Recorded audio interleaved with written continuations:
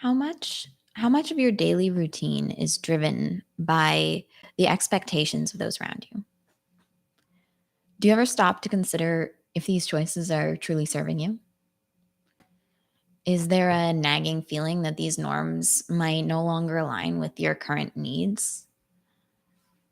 We've all been raised with societal expectations, standards of success, how we should behave, what we should do when we need help. At times it makes sense to follow these expectations, but let's be honest. There are moments where these paths are no longer resonating with who we are and where we're headed. So, what do you do when the conventional routes no longer lead us where we want to go? I tried to do things the conventional way, the way that seemed to be expected of me from society, and I couldn't do it. Not in a sustainable way, at least. For years, I smiled on the surface, acting like I didn't feel suffocated, disembodied, and alone, pursuing goals that didn't truly align with me. I tried to act like everyone else and do what I thought was expected of me. Be a good girl, get good grades, put others' needs before your own. It was a cycle. Striving for goals I thought I was supposed to want, exhausting myself, feeling inadequate when I fell short, and then spiraling deeper into depression. That depression started out small, a whisper saying, something isn't working. And I ignored it. I looked at the people around me, and it seemed like the thing to do was to just keep grinding. Just try harder. Don't be so sensitive. If you work hard enough, you can do it. For a while, I believed that if I just tried harder, I would feel better and prove my worth. But the intensity grew until it couldn't be ignored. Something had to change. I tried conventional methods to improve my mental health. Um, and, and they worked a little bit. And then I started trying less conventional treatments, but still, with psychiatrists and conventional doctors. And some of these brought temporary relief. And that was huge because it allowed me to remember what the absence of my depression felt like. These were external boosts, not sustainable solutions for me. But that temporary relief gave me that much needed hope. I could now remember that felt experience. I could now imagine the way that I wanted to feel. And then a turning point came when I got curious. Why weren't conventional approaches working? Eventually, I realized I had been outsourcing my power, following expert advice while ignoring my inner compass. Well, the experts have tons of great advice. Ultimately, I am the only one with the capacity to understand my needs best. I am the one who has the responsibility to decide what to do with my life. And the same is true for everybody. It's up to you to it, other people might do things, circumstances might bring some really difficult situations. But it's nobody's responsibility to change our lives but our own. And that can be hard to face. Definitely there's a lot of injustice, and that does not mean we should entirely focus on ourselves and ignore and or give excuses for the systems that make things harder than they need to be. There's room for both, taking accountability for our actions and our responsibility to make different choices if we want to be having different experiences, and acknowledging and doing what we can to dismantle systems of oppression and toxic systems that are harming us.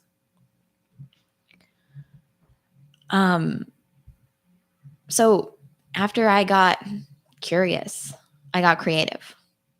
I began listening to myself, experimenting with what brought me nourishment.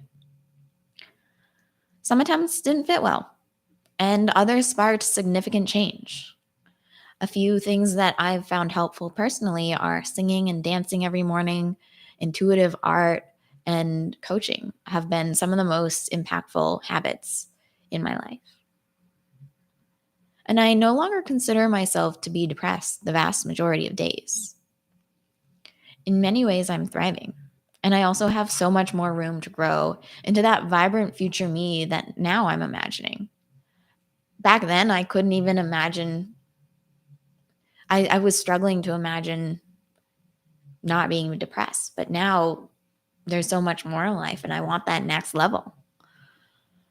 And I want to be experiencing and growing and nourishing myself. And I want to help other people do that through self exploration and honoring themselves, knowing their worth, loving themselves. I am actively creating my own colorful and nourishing path, and you can too.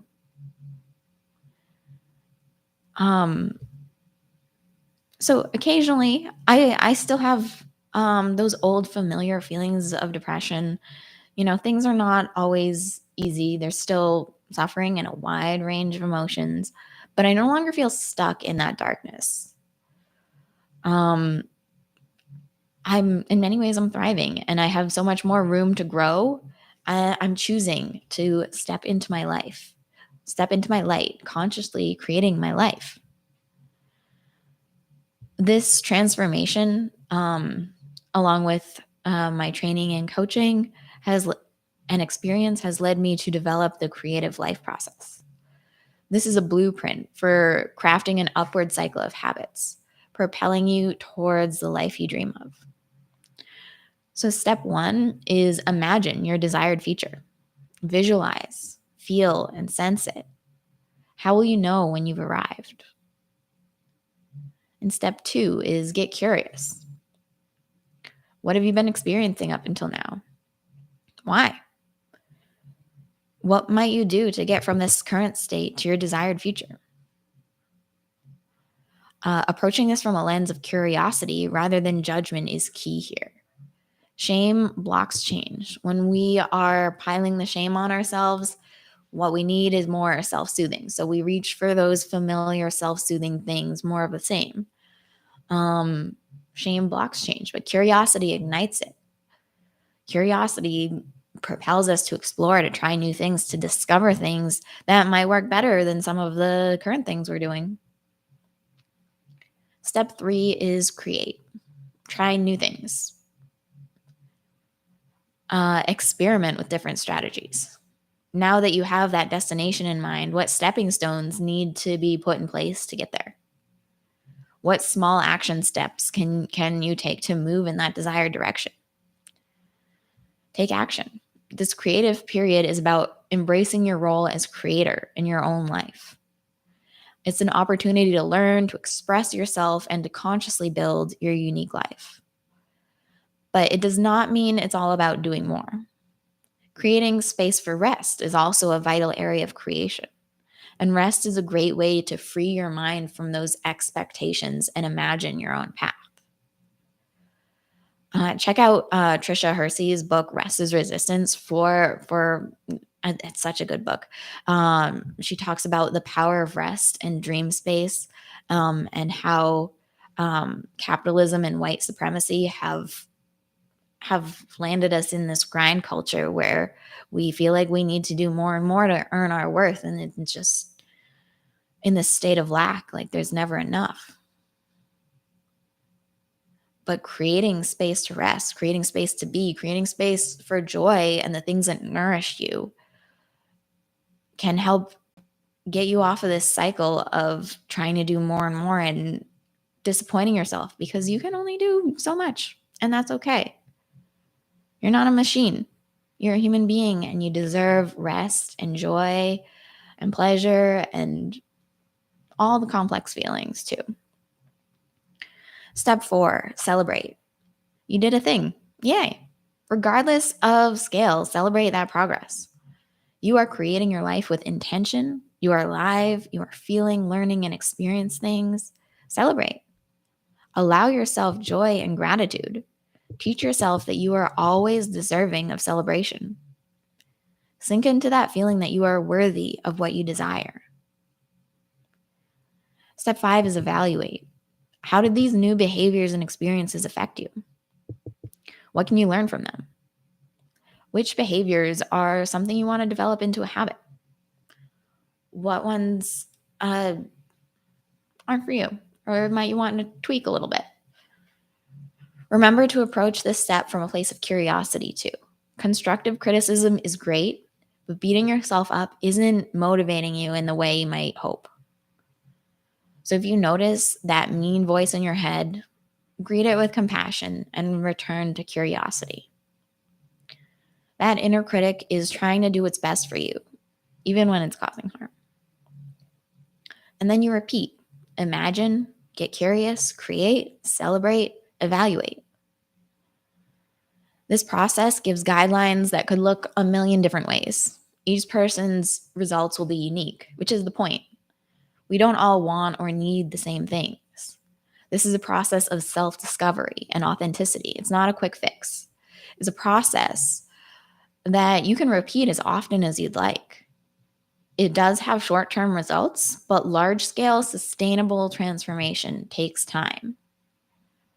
In the coming weeks, I will be talking about each of these steps more thoroughly, giving you ideas on potential ways to apply it to your life. If you're interested in having more support through this process, you're welcome to schedule a free creative life visioning session with me.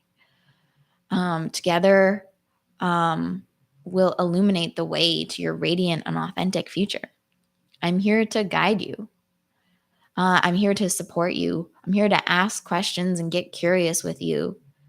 Be your accountability partner and your cheerleader as you figure out what you really want, why, and how to get there, and start putting that into place in a way that is sustainable.